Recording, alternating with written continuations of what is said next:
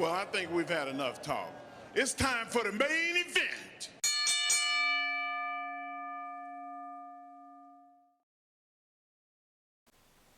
Shut up and sit down. Good evening, everyone. Welcome back once again to Vicious Rants. And of course, I am your host, Mr. Main Event himself.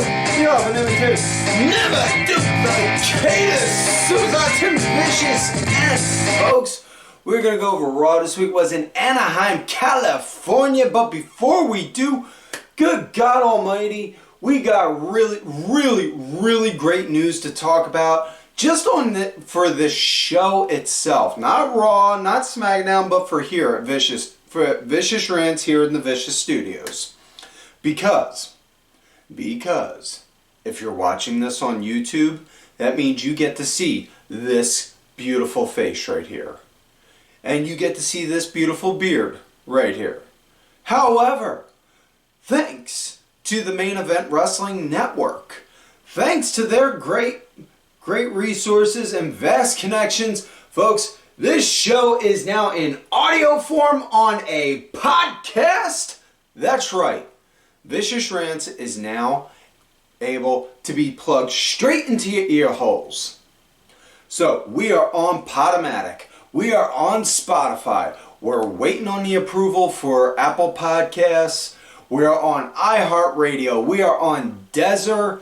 Folks, we are out there. So you just go look up Vicious Rants, look up Tim Ash. Tim, T-I-M, last name Ash, A-S-H. Real easy peasy, real super simple. Vicious Rants, the author, Tim Ash, the host, Tim Ash. Because not only are we doing this show regularly, we also got a couple things lined up going down the road soon. We're just working out some of the kinks, making sure we got everything set up and rigged up right. And then once we get things going, boom!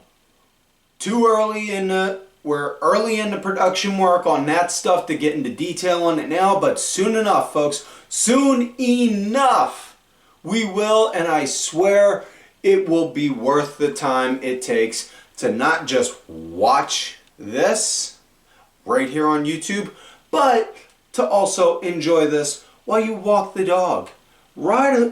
Take a ride in your friend's car.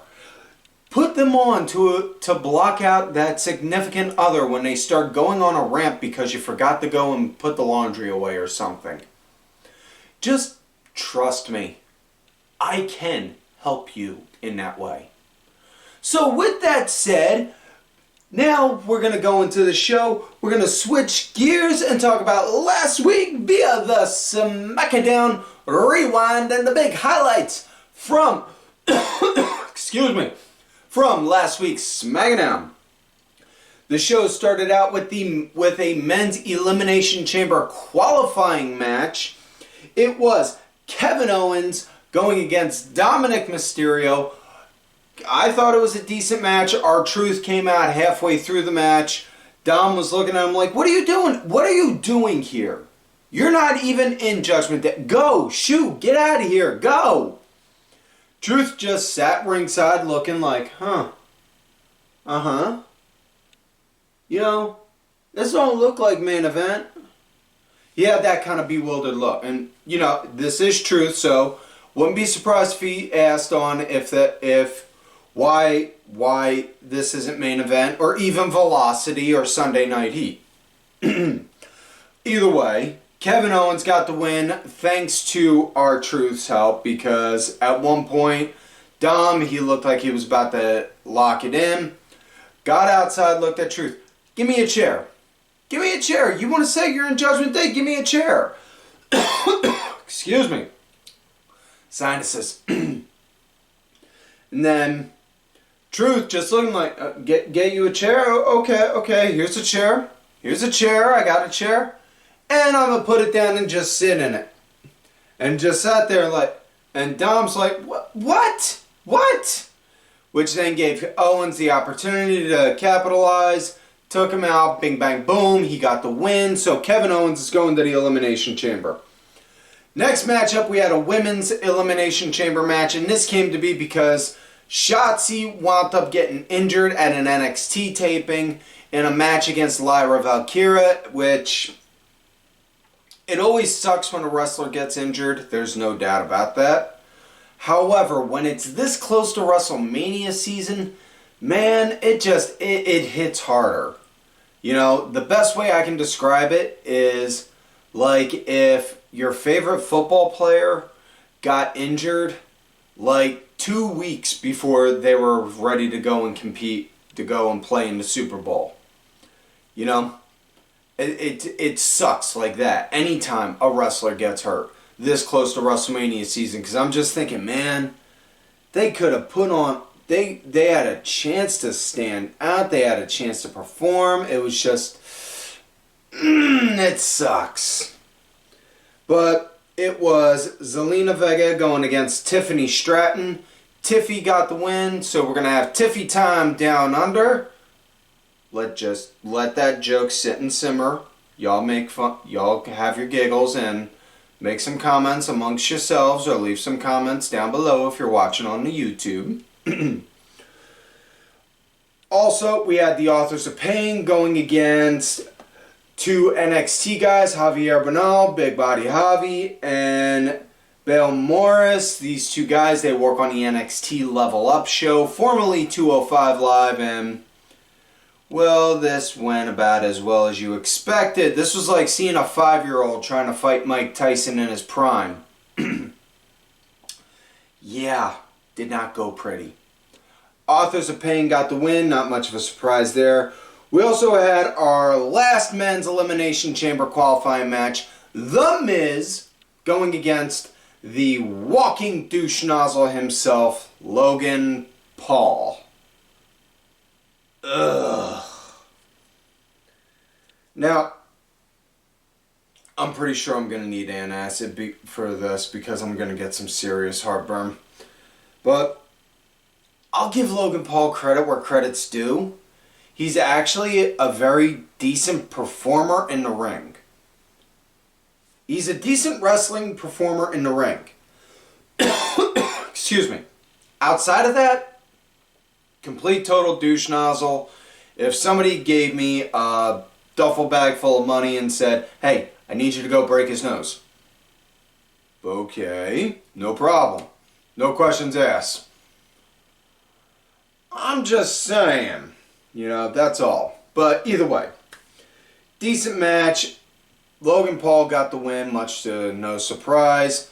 All more so thanks to his assistant, Jeff, who gave him the brass knucks. Damn you, Jeff! Wade, make a note. We may want to start working on a Damn You Jeff shirts. We may want to start working on Damn You Jeff shirts. Which, by the way, if you want Vicious Rants shirts, make sure to check out whatamaneuver.net for some Vicious Rants apparel. Cheap plug.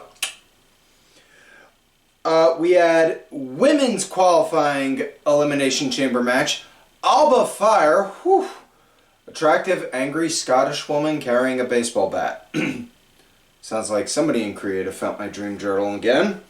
Going against Naomi in her return match to WWE.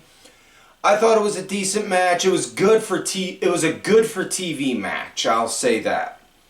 You know, it was a good for TV match, and it was good to see her being Naomi, getting a chance to have some time on TV and show the fans who may not have seen her work in TNA Impact actually be like, no, look, this is what y'all missed out on when I wasn't here. So check this out. Yeah, so Naomi got the win. She's going to the Elimination Chamber. Also, during Raw, there was a last chance battle royal. Not a last chance, but there was a women's battle royal for the last vacant spot for it, which we'll get into. But the closing segment for SmackDown. Good God, I'm sorry. It was Roman, Jim, Solo, and Paul Heyman coming out, the Bloodline coming out, addressing SLC, Salt Lake City, and then telling them, tonight we acknowledge The Rock joining the Bloodline. Rock came out wearing like a $1,500 Versace vest, acknowledging the crowd as only The Rock can, because he went mega heel. He went back to heel Rock. He went back to Hollywood Rock. And you could see a small little tear roll down the side of my face. And my 14-year-old boy just looking at me.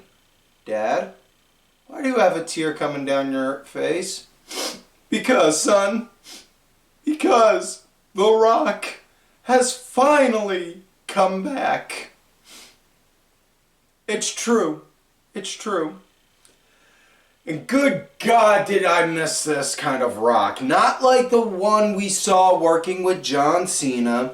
Not like the one we saw doing the guest appearances here and there afterwards. No. This is old school Rock. This is like 99, 2000s Hollywood Rock. You know, addressing the crowd. We have set a new attendance record, not just for the city, but for the state, for having the most disgusting inbred white trash in a building. Somebody in the crowd trying to give Rock smack. Shut up, jabroni, or The Rock will smack the herpes off your face. Ooh! Yes, we got old Rock back. And Rock saying, Cody, we're going to make your life a living hell. Pointing, talking about it, Rock basically saying he's all with Roman, but they did lay out what looked like some potential hints that Rock may do a double turn and stab Roman in the back. Like, the way he was pointing, it looked like he was pointing at Roman saying, we're going to make your life a living hell, but it was the way the camera was pointing at him is on how it made it look. And when all of the Bloodline put up a 1, Rock put up his pointer finger and his thumb to make it look like an L. I don't know if that's like maybe a habit for him, or if maybe he did that because he wanted to go and say loser or whatever, but it, you know, there's a lot of people throwing out a lot of fan theories and speculations. Well, it could be this, well, it could be that, it could be this, it could be that. It's too early for me to try and give any kind of say. I need to see a little more before I try and figure it out. You know, I'm normally pretty good at piecing together the puzzle pieces on what might happen, but I need to see a little more of it for this. But yeah, either way, that was it for SmackDown. So with that said, let's get into this week's show. Raw, Anaheim, California, which starts out with a match right off bat. Drew McIntyre going against Cody Rhodes. And this was really, really good. Nice, good, solid tie-up at the start. And that's a way I always like to see on how if it's going to be a good match. Judging by on how the tie-up's going to look. You know, if you got like a nice, good, snug tie-up, you know, to me that tells me that these guys are going to be willing to work. You know, don't be afraid to get a little stiff, might work, you know, bringing in some. It was a good, solid tie-up. Both guys trying to get a feel for each other, with Drew leading the pace more so after the commercial break. Cody wound up picking up the pace and leading some after the second commercial break, which then eventually led to a lot of really good back and forth with each other. It wound up coming to an end when Jimmy Uso came out, distracted the referee, and then Solo out of nowhere, wham! Popped Cody with the Samoan spike right in the throat, which then gave Drew the chance to capitalize and hit a Claymore, hit the 1-2-3. Cole went on a tangent on commentary talking about on how Drew McIntyre is a hypocrite because despite all the claims that he did not about all the issues he had with the Bloodline, he had no problem taking their help to get a win. This was Cody's first major pinfall loss since WrestleMania, this, that, and the other. Drew was asked about it and said, no, see, I'm not being a hypocrite. I'm being a realist here because I'm looking at the big picture.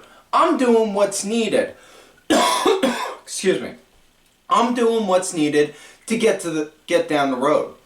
So I'm going to do what I have to get to my main event spot at WrestleMania. And if that means I have to work with them for a minute, fine.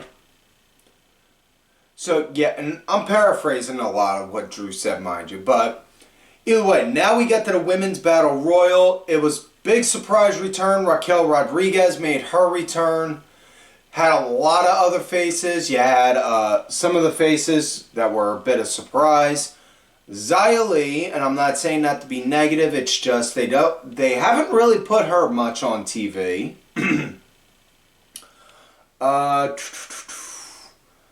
Michael Cole went on a tangent again about Valhalla not having the antlers on, which, dude, listen, again, I'm not trying to kink shame, man, but seriously, you gotta reel it back a little. You're on national TV, man. Seriously, for reals.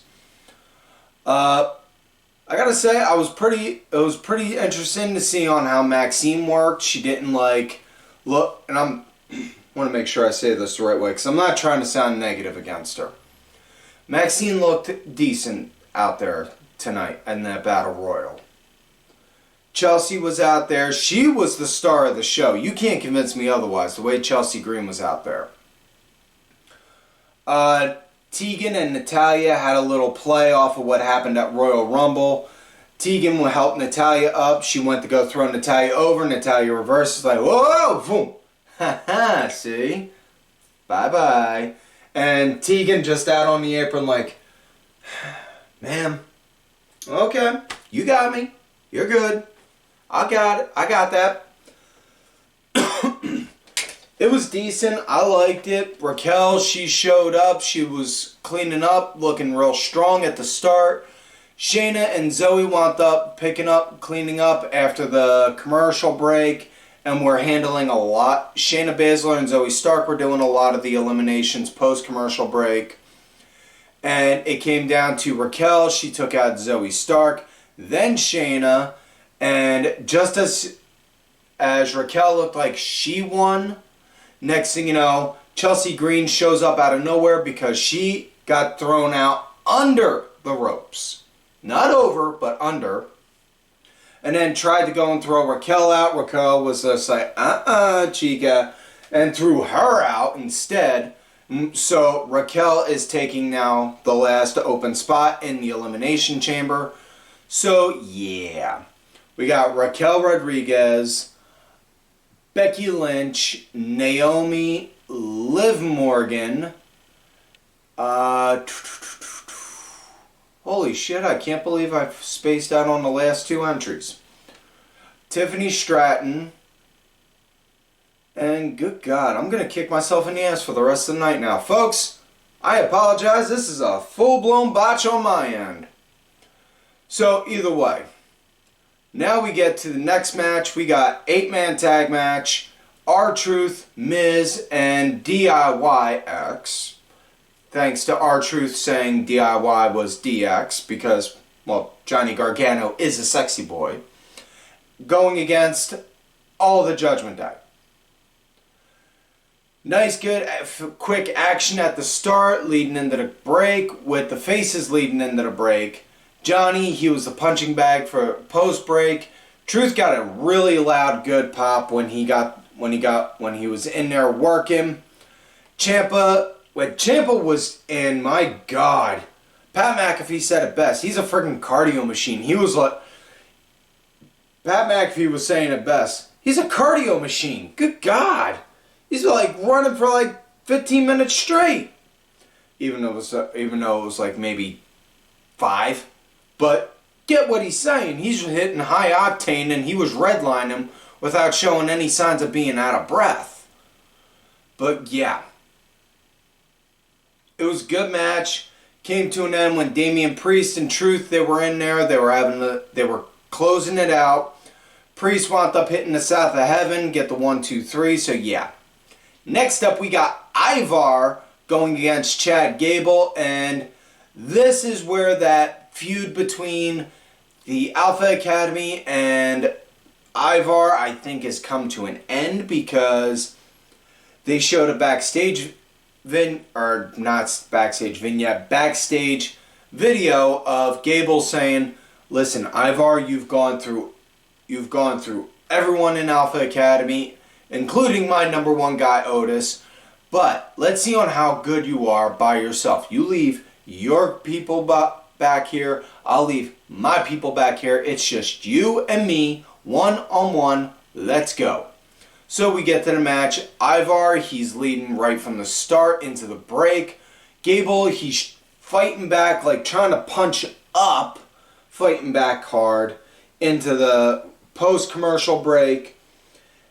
Decent enough. I thought it was good. It was. I thought it was really damn good with Gable getting the win in the end. He did a moonsault, a very, very beautiful moonsault. Landed picture perfect right on Ivar.